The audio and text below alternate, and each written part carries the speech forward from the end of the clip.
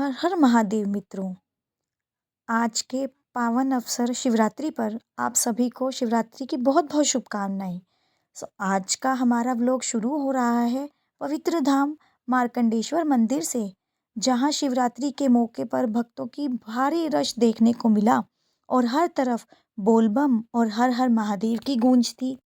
जब हम भोले बाबा को जल चढ़ा रहे हैं और एक अलग ही शांति और एनर्जी महसूस हो रही है यहाँ। मंदिर के दर्शन के बाद हम बढ़ रहे हैं मार्कंडेश्वर नदी की तरफ। मंदिर की ओर बढ़ते हर कदम के साथ दिल में था बस महादेव का नाम और हाथों में विश्वास।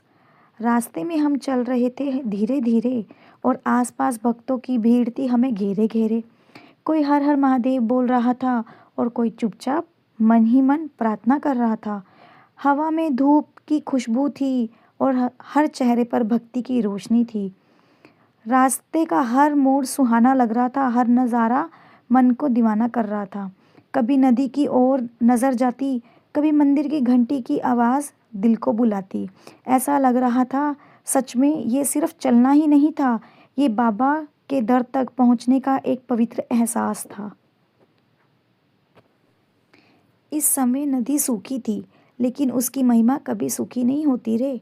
अभी भले ही जलना था वहाँ, पर विश्वास की धारा हमेशा बहती रहती है यहाँ। कहते हैं सावन के महीने में जब बारिश का पानी आता है, तो यही पवित्र जल बाबा के चरणों को छूकर आगे बढ़ जाता है। सोचिए वो पानी भी कितना पवित्र हो जाता है, जो महादेव के स्पर्श से ही धन्य हो जाता है। हर लहर में उनका आशीर्वाद समाया होता है और हर बूंद में उनका ही नाम आया होता है। आज नदी शांत थी, जमीन सूखी थी, पर मन में भक्ति की धारा पूरी थी। और जब सावन में ये जल के बाबा के चरणों को छूकर बहता है, तो लगता है जैसे प्रकृति भी महादेव को प्रणाम करती है। सच में, चाहे नदी में पानी हो या ना हो, यहाँ की आस्था कभी कम नहीं होती। आप दर्शन कर रहे हैं मार्कंडेश्वर मंदिर जी के, लेकिन क्या आप जानते हो इस जगह से जुड़ी सबसे प्राचीन और अद्भुत कहानी क्या है? कहते हैं महर्षि मार्कंडेय जी की जन्म ही अलग था। उनके माता पिता को वरदान मिला था, या तो एक बुद्धिमान पुत्र जो सिर्फ 16 साल जिएगा, या एक सामान्य पुत्र जो लंबी उम्र पाएगा। उन्होंने पहला वरदान चुना और जन्म हुआ मार्कंडेय जी का। बचपन से ही वो भगवान शिव के अनन्य भगत थे। जैसे जैसे उनकी 16वीं सालगिरह करीब आई, सबको पता था उनकी आयु पूरे होने वाली है, और फिर यमराज जी उनको लेने आ गए। उस समय मार्कंडेय जी शिवलिंग को गले लगाकर ओम नमः शिवाय का जाप कर रहे थे। यमराज जी ने जब जैसे ही उन पर फंदा डाला, वो शिवलिंग पर भी चला गया। तभी शिवलिंग से स्वयं भोले बाबा प्रकट हुए। महादेव ने क्रोध में यमराज को रोका और अपने भक्त की रक्षा की। भगवान शिव ने मार्कंडेय जी को चिरंजीवी होने का वरदान दिया, यानी सदैव जीवित रहने का आशीर्वाद। इसलिए यहाँ के बाबा को मृत्युंजय महादेव भी कहा जाता है, जो मृत्यु पर भी विजय दिलाते हैं।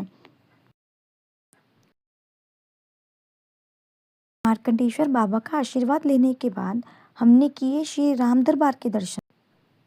इसके बाद हम पहुंचे शाहबाद के प्राचीन शिव मंदिर में। यहाँ भी भक्तों की भारी भीड़ थी। जैसे जैसे हम आगे बढ़ते गए, लंबी लाइन में खड़े भक्तों की श्रद्धा देख ली और दिल खुश हो गया। हर चेहरे पर बस एक ही नाम था, हर हर महादेव। मंदिर के अंदर पहुंचते ही सबसे पहले माता पार्वती जी के दर्शन हुए, फिर विघ्नहर्ता गणेश जी के। ऐसा लग रहा था जैसा पूरा शिव परिवार अपने भक्तों को आशीर्वाद दे रहा हो। और फिर आया सबसे पवित्र पल। वहाँ स्थित थे एक स्वयंभू पिंडी, यानी ऐसा शिवलिंग जो किसी ने स्थापित नहीं किया, बल्कि जो स्वयं प्रकट हुआ माना जाता है। इस मंदिर से सिर्फ श्रद्धा ही नहीं, मेरा बचपन, मेरी पहचान सब जुड़ा है यहीं कहीं। अगर आप भी मानते हो कि भोले बाबा अपने भक्तों को कभी अकेला नहीं छोड़ते, तो कमेंट में ज़रूर लिखना, हर हर महादेव। इस पवित्र सफ़र के बाद हम पहुँचे शाम को देवी मंदिर, जहाँ का माहौल ही अलग था। यहाँ पंडित ऋषि जी और सतीश जी के द्वारा भोले बाबा का दिव्य रुद्राभिषेक करवाया गया। और सबसे बड़ी बात, मेरी फैमिली को इस पवित्र क्रिया में हिस्सा बनने का सौभाग्य मिला। ये पल सिर्फ एक पूजा ही नहीं था, ये हमारे परिवार के लिए आशीर्वाद था। सबसे पहले भाई ने श्रद्धा से जल अर्पित किया, फिर मम्मी ने बड़े विश्वास और भक्ति के साथ जल चढ़ाया और फिर मेरी बारी आई। हाथों में जल, दिल में प्रार्थना और आंखों में नमी सी छाई। ओम नमः शिवाय के जाप के साथ जब मैंने अभिषेक किया, ऐसा लगा जैसे बाबा ने हर चिंता को दूर कर दिया। रुद्र अभिषेक के मंत्रों की ध्वनि मंदिर में गूंज रही थी, पवित्र रवानी। उस पर लगा जैसे पूरा शिव परिवार आशीर्वाद बरसा रहा हो और हम सब पर अपनी कृपा हाथ फैला रहा हो। सच में ये सिर्फ एक पूजा नहीं थी, ये हमारे परिवार की एकता, भक्ति और विश्वास की सबसे सुंदर प्रार्थना थी। रुद्र अभिषेक के बाद शुरू हुआ महामृत्युंजय हवन। मंत्रों की ध्वनि से गूंज उठा पूरा प्रांगण। ओम त्र्यंबकम यजामहे के जाप जब होने लगा, ऐसा लगा जैसे हर कोना पवित्र होने लगा। धूप और हवन की सुगंध ने माहौल को बदल दिया, जैसे भोले बाबा ने खुद वहां अपना आशीर्वाद बिखरा दिया। अग्नि के सामने बैठकर जब हमने आहुति डाली, हर समस्या, हर चिंता मानो उसी आग में जला डाली।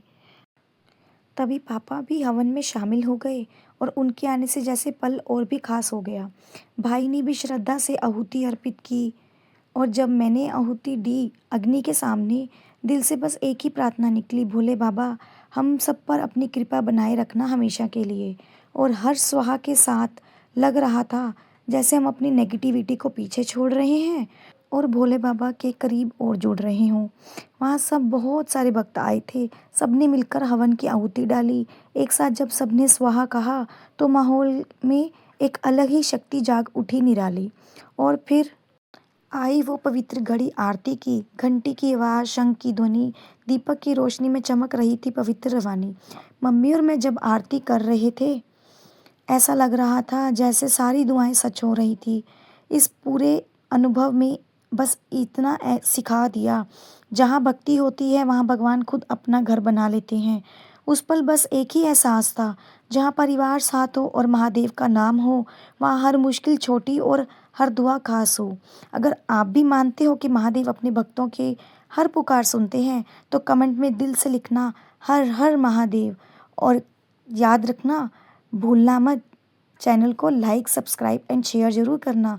ऐसे ही मिलते रहेंगे सफ़र विद नेहा के साथ नेक्स्ट व्लॉग में।